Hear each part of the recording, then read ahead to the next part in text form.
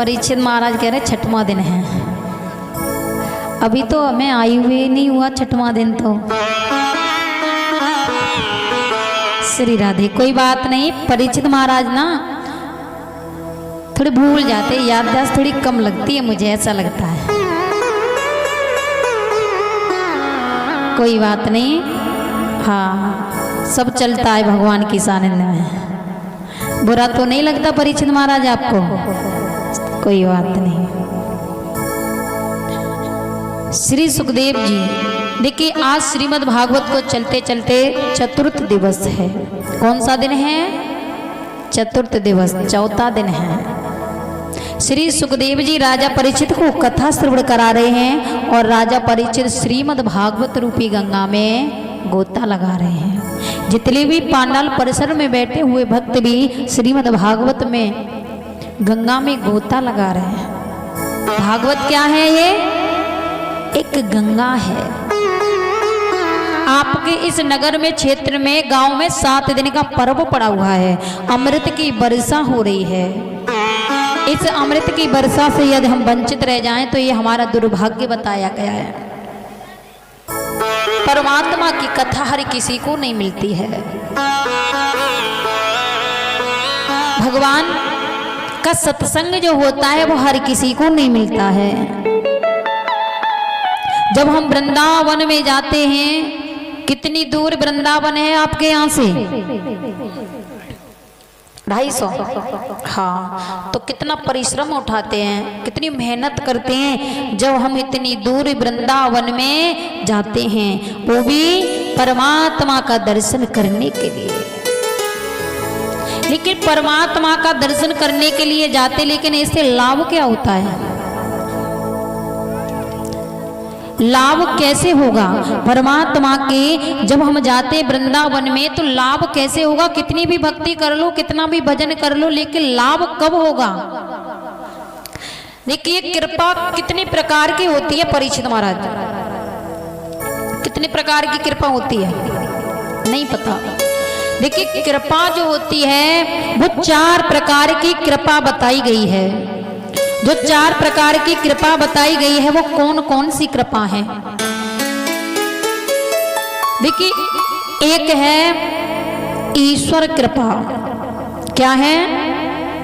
एक है ईश्वर कृपा और एक है गुरु कृपा।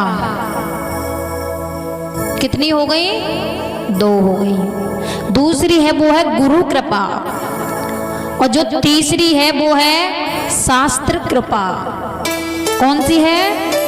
शास्त्र कृपा। और जो चौथी कृपा है, इस कृपा के बिना न तो गुरु कृपा कुछ करेगी, न ईश्वर की कृपा कुछ करेगी और न शास्त्र की कृपा कुछ करेगी। ये जो चौथी कृपा है ये कौन सी है? ये जो चौथी कृपा है सोहे की कृपा। कौन सी है? सोहे की कृपा। जब तक हम सोहे नहीं सुधरेंगे तो न ईश्वर कुछ कर सकता है, न गुरु कुछ कर सकता है, न शास्त्र कुछ कर सकते हैं।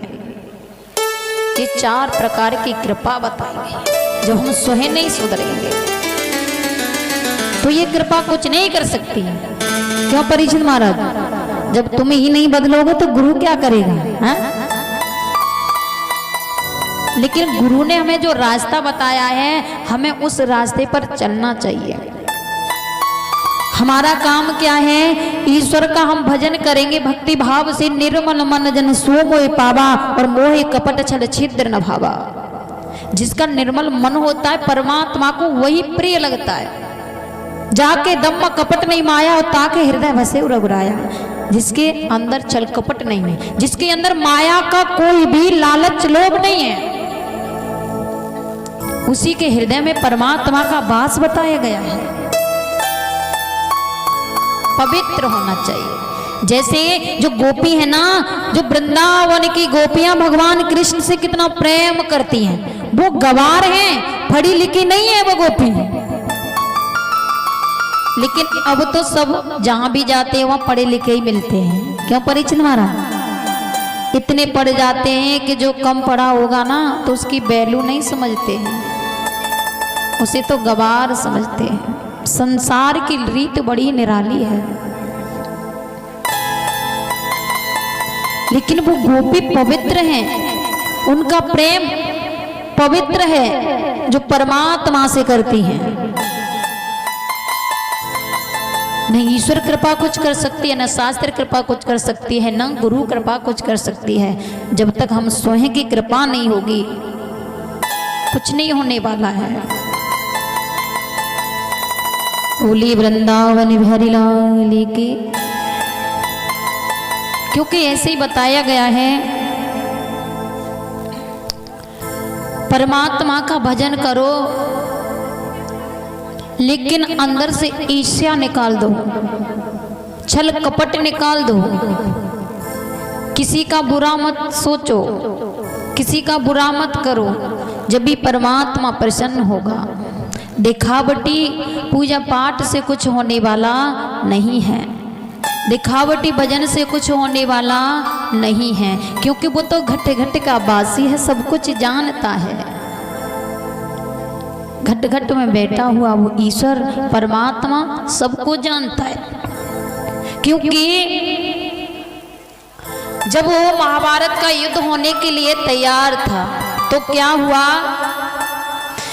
कि जो